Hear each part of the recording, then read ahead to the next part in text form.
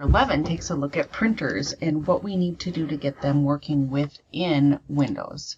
So our learning target is going to be able to install a printer to meet requirements. I do have 2 labs that we're going to be able to complete, and that's going to be install a printer and share a printer. So we'll take a look at some of our common characteristics. So basically, when we take a look at a printer, we need to take a look at what its capabilities and speed are in order to determine what is the correct printer for us. When we take a look at a printer, we have to take a look at the pages per minute, which is ppm. So it varies between makes and models. It's also affected by the complexity of the image and quality desired by the user. So we can go ahead and print using black and white. We can also go through and use CMY, which stands for cyan, magenta, and yellow. For inkjet printing, the color black serves as a base or a color key. Thus, the acronym CMYK refers to the inkjet color printing process. The choice between a black and white printer and a color printer depends on the need of the customers. Quality of printers take a look at what is called dots per inch, or DPI. The larger the dots per inch, the better the image resolution is going to be. To produce the highest resolution images, you want to use high quality ink or toner and high quality paper. Reliability needs to be taken a look at as well. So you want to take a look at what options you have for warranty and scheduled servicing. You also have something called MTBF, mean time between failures. The printer should work without failing on an average length of time. Basically, that information is going to be documented on the manufacturer's website for each type of printer. We also have something called total cost of ownership, which is going to be TCO. When you take a look at buying a printer, it's more than just the initial cost. You have to take a look at all of these factors: initial price, supplies, including paper and ink, pages per month, price per page, maintenance, and warranty cost. When you calculate your total cost of ownership, TCO, consider the amounts of printing required and the expected lifetime of the printer. We are also going to have various connections for our printer. We have a parallel port, a USB, FireWire, serial, and Ethernet. And again, that's listed left to right. A serial data is the transfer movement of single bits of information in a single cycle. A serial connection for a printer is often referred to as a COM.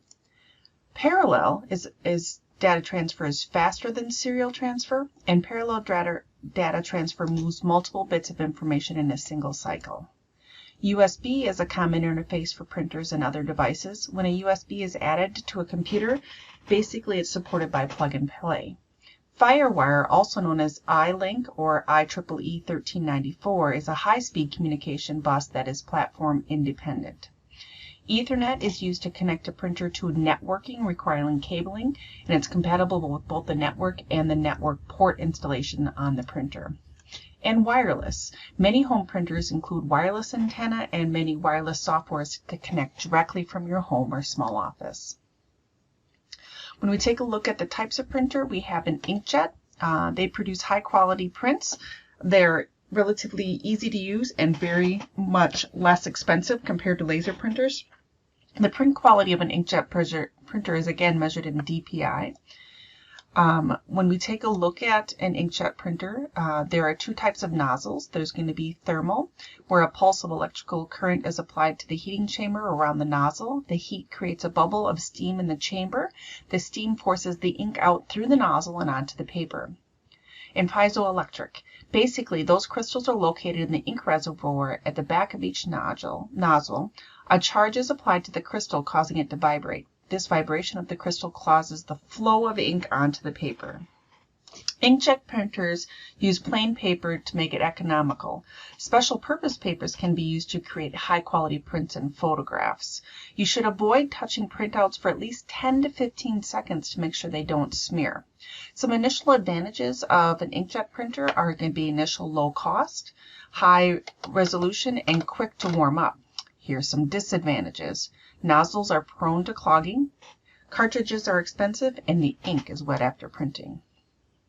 Now, a laser printer is a high-quality fast printer that uses a laser beam to create the image. The central part of the laser printer is an imaging drum.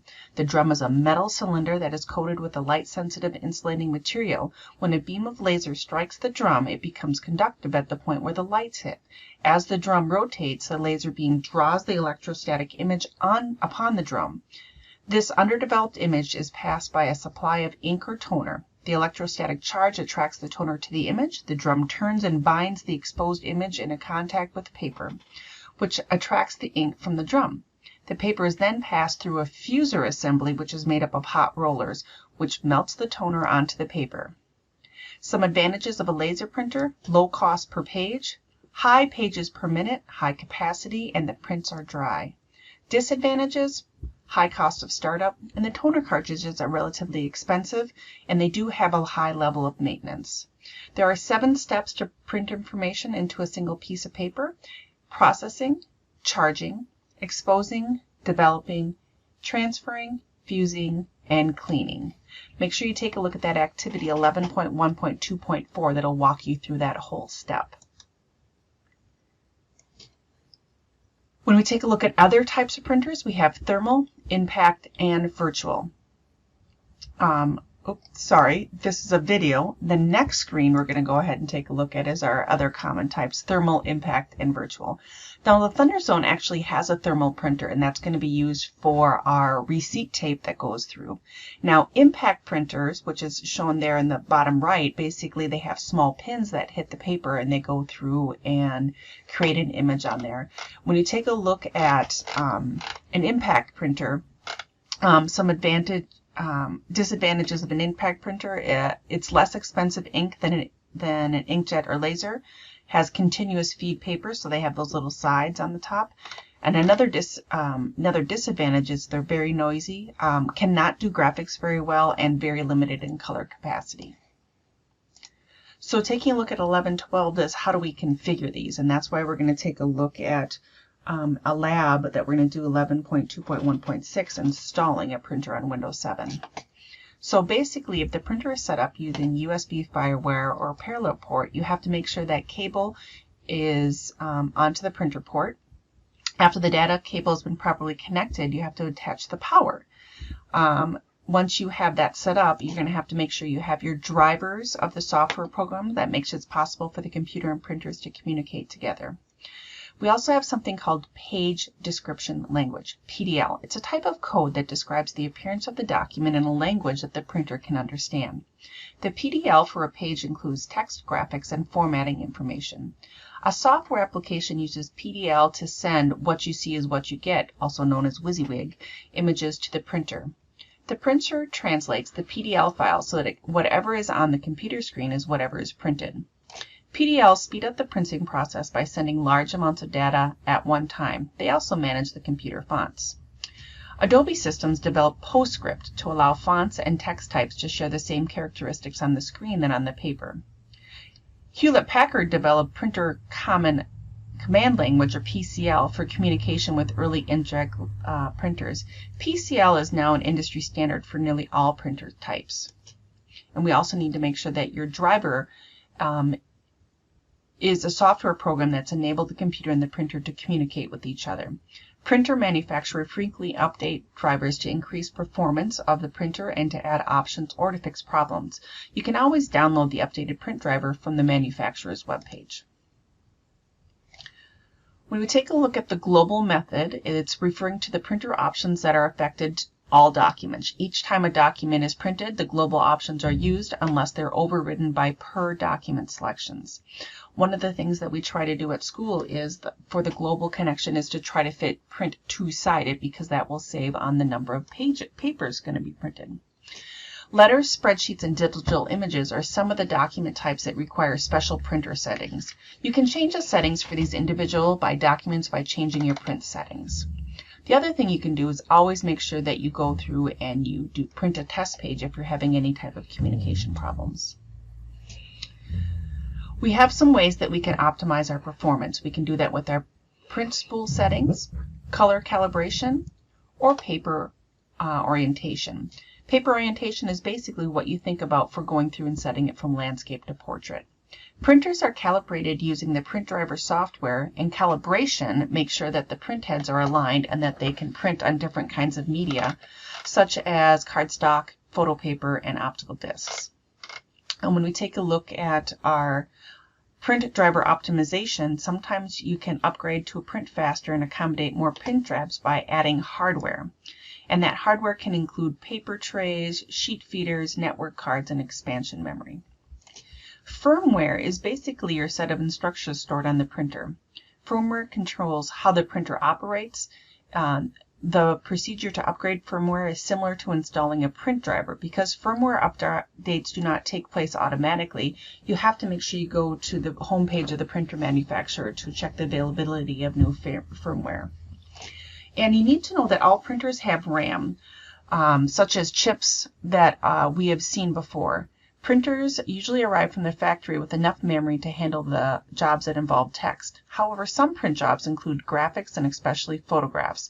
They can run more efficiently if the printer memory is adequate to store the entire job before it starts.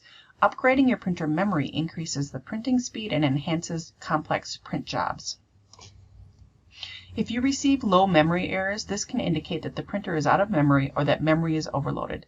In this instance, you may need to install more memory. Sharing printers, we have a lab for this section as well. So basically, you're going to be able to go through and connect shared printers. You might not have the required drivers installed, so you might have to use a different operating system than the computer that is hosting the system. So it's a really great option, and I hope you enjoyed completing that lab. Some printers require a separate print server to allow the network connectivity because these printers do not have built-in network interfaces. When we take a look at our print servers, they enable multiple computers or users, regardless of device or operating system, to access a single printer. A print server has three functions: provide client access to print resources, administrative print jobs by storing them in a queue until the print device is ready for them and then feeding or spooling the print information to the printer, and also can provide feedback to the users.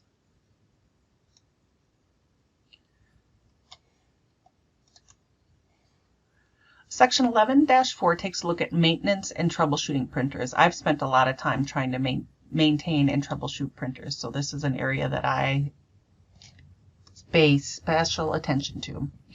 Preventative maintenance is going to decrease your downtime. A good maintenance program guarantees quality prints and uninterrupted operation. Be sure to always unplug the printer from the electrical source before beginning any type of maintenance. When maintenance is completed, make sure you reset the counters and allow the next maintenance to be completed at the correct time. Most manufacturers sell maintenance kits for their printers. For laser printers, the kit might contain replacement parts that often break or wear out: fuser assemblies, transfer rollers, separation pads, or pickup rollers. When you install new parts or replace toner cartridges, visually make sure you inspect all internal components for the following tasks. Take a look at removing bits of paper and dust, clean spilled ink or toner, look for worn gears, cracked plastic, and broken parts. If you don't know how to maintain the printing equipment, make sure you call the manufacturer's certified technician. I spend a lot of time replacing consumables. The type of paper affects the printer life and the printer quality. Don't run glossy photo paper through a laser printer. It will melt and is very hard to clean up. We do not recommend refilling cartridges or using generic ones because they can leak. And setting the printer on draft quality inkjet or lowering the image quality in a laser printer can save a lot of toner. Here's an interesting trivia. Based on the average price of a replacement cartridge, 1 gallon of HP ink is worth approximately $3,482. Here we take a look at our troubleshooting process. You have to identify the problem. What is your theory of probable cause? Test the theory, establish your plan, verify full system functionality, and document findings. I hope this is one of the things that you're used to me talking about at the end of the chapters, because we do use it a lot. When we take a look at some common problems for our printers, you want to make sure that the printer is powered off or in standby mode. If a printer has an error, such as out of paper, jam, toner, or ink. If the printer doesn't print, printer prints unknown characters, job are faded, The users receive the message document failed to print, or if the printer is printing incorrect colors. So you want to go through and be able to identify those. And that is chapter 11, dealing with printing.